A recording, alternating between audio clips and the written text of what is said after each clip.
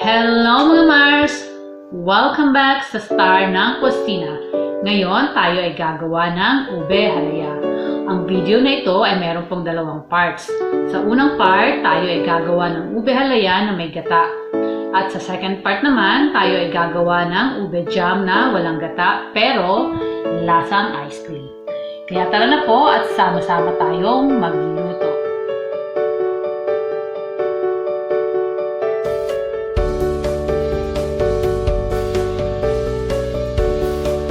Para sa ingredients, kailangan natin ng mga sumusunod. 1.4 kilo ng ube na hindi pa nababalatan, 3 cups purong gata ng niyog, 2 1/3 cups condensed milk, 1 cup evaporated or fresh milk, 1/2 tablespoon ube flavor, 1 cup butter, 1 teaspoon salt. Para sa procedure naman, babalatan muna natin ang ube. Pero bago natin ito balatan ay siguraduhin na hugasang maigi para nang sa ganon ay hindi dumikit yung mga lupa na kasama nung ito ay ating binili sa palengke. Hindi po lahat ng ube ay pare-parehas ang kulay. Merong ube na light violet lang ang loob, meron namang ube na puti ang loob, at merong ube na violet all the way through. Depende yan sa kung ano ang available sa palengke. Kung ang makukuha nyong ube ay yung light violet o kaya yung white, pwede nyo naman itong lagyan ng food color para magkulay ube. Pagkatapos natin itong balatan ay hugasan natin ulit, tsaka natin pakukuluan sa loob ng 45 minutes to 1 hour o depende sa laki ng pagkakahiwa natin. Pag tinusok natin ito ng tinidor at malambot na, ibig sabihin ay luto na ang ube. Hanguin muna natin ito at palalamigin. Once na malamig na ay magsisimula na tayong magadgad. Ito ang gadgara na gagamitin ko. Mas pino ito kumpara doon sa ginagamit sa paggadgad ng keso. Dahil pinong-pino ang ngipin nito, ay pinong-pino rin ang ating ginadgad na ube at walang buo-buo. Pero, mas mahirap itong gamitin kumpara doon sa pinanggagadgad ng keso. Dahil hindi basta-basta lumulusot sa ilalim yung ginadgad na ube. Kaya ang nangyayari, naiipon ito sa ibabaw at nagiging malagkit at matagal ang paggadgad. Sa part 2 nitong video ay gagamit naman ako ng gadgara ng keso. Para nang sa ganon ay makita nyo yung difference. At nasa sa inyo na kung ano ang gusto nyong gamitin sa dalawa.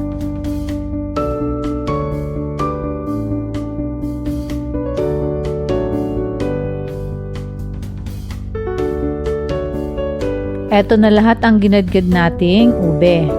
Ang susunod nating gagawin ay paghahaluin na natin ang mga ingredients sa isang pan. Ilagay muna natin ang ginadgad na ube.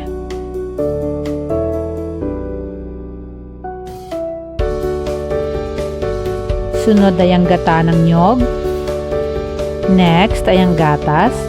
Fresh milk po ang ginagamit ko dahil mas malinamnam ito kumpara sa evaporated milk. Next ay ang condensed milk. Hindi na po ako maglalagay ng asukal dahil ang condensed milk na ang magbibigay tamis sa ating halaya. Pwede nyo ring dagdagan ang dami ng condensed milk, depende sa gusto nyong tamis.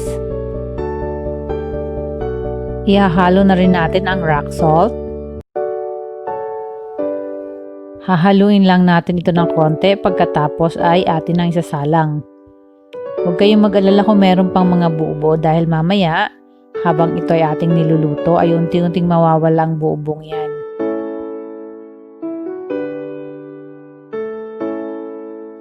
Lulutuin natin ito sa low fire. Pagkatapos ay hahaluin natin hanggang sa unti-unting lumapot at mawala na yung mga buo-buo. Ayan na unti-unti nang lumalapot yung halaya. Kailangan lang ay matyaga kang maghalo at huwag mong hahayaang magkaroon ng dikit sa ilalim. Lulutuin natin ito sa loob ng more or less ay 1.5 oras o depende sa gusto mong lapot. Kung ang gusto mo sa ube ay yung kagaya ng galing sa Baguio, ay pwede mong bawasan yung time. Kung ang gusto nyo naman ay yung mas malapot, syempre kailangan ay hahabaan nyo ang cooking time.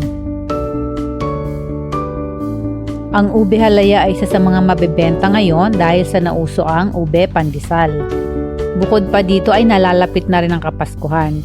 At ang halaya ay isa sa mga pagkaing matatagpuan sa hapagkainan nating mga Pilipino tuwing Pasko. Magdadagdag po ako ng kalahating tablespoon na ube flavor. Pero ito po ay optional lang, so nasa sa inyo na kung magdadagdag kayo o hindi. Mas gusto kong gumamit ng war whisk pag ako'y nagluluto ng halaya. Dahil pantay ito kung humagod sa ilalim kaya walang dumidikit. At habang tumatagal ay lalong lumalapot ang ating halaya kaya kailangan ay continuous ang paghalo nito. Ngayon po ay dadagdag na natin ang 1 cup na butter. At pagkatapos ay hahaluin ulit natin ito. Pero bago yan ay nais ko po kayong anyayahan na mag-subscribe at mag-like sa ating YouTube channel. Pag meron po kayong katanungan ay pwede nyo pong ilagay sa comment section. At huwag nyo rin pong kalimutan na i-click ang notification bell para nang sa ganon ay manonotify kayo sa mga susunod nating masasarap at exciting na recipes. Paki-like at follow na rin po ang iba pa nating social media accounts gaya ng Twitter, Instagram at ang ating Facebook page. Inaanyayahan ko rin po kayo na sumali sa ating Facebook group, The Filipino Cooking and Baking Enthusiast, kung saan ay pwede kayong mag-post ng inyong mga creation, recipes, at mga techniques sa pagluluto at pagbe-bake. Lahat po ng link sa ating social media accounts ay matatagpuan sa description section below. Ngayong luto na ang ube halaya, ay palalamigin muna natin ito, pagkatapos ay ilalagay natin sa kanya-kanyang container.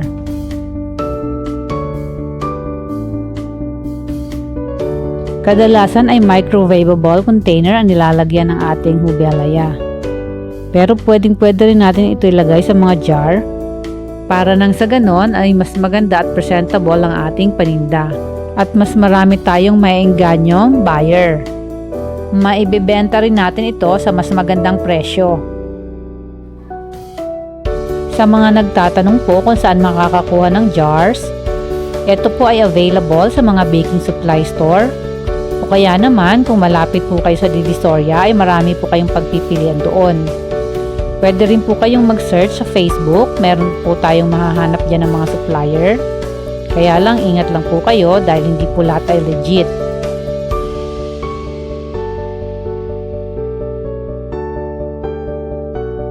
Mas madali naman pong hanapin itong ating plastic microwavable container.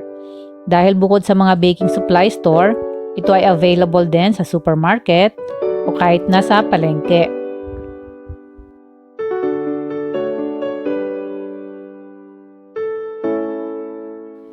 At para mas mapaganda natin ang itsura, ay pwede nating lagyan ang cover ng jar ng jar wrapper. Ito po ay mabibili sa mga baking supply store, pati na rin po itong string na aking ilalagay. Mas maganda rin po kung meron kayong sticker ng inyong brand logo.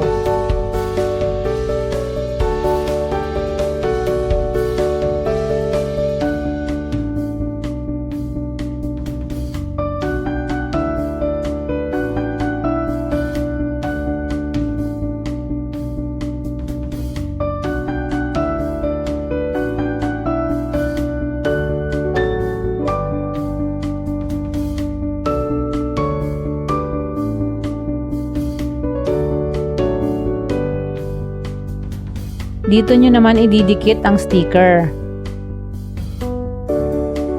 Ito po ang ginamit kong string. Yan po ay stretchable. At ito naman ang jar wrapper. Ayan mga Mars, bukod sa bagong naibahagi ko sa inyong recipe, ay sana nabigyan ko kayo ng panibagong idea kung paano nyo mas mapapaganda ang packaging ng inyong mga panindang pagkain o produkto. Sana po ay nagustuhan nyo ang video na ito. At huwag nyo rin po sanang kalimutang mag-subscribe, mag-like, at i-share nyo na rin ang ating video.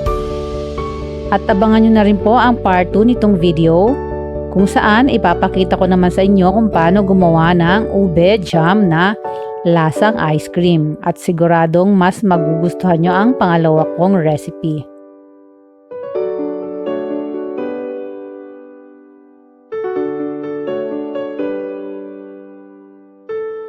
Thank you so much for watching, guys. Bye-bye.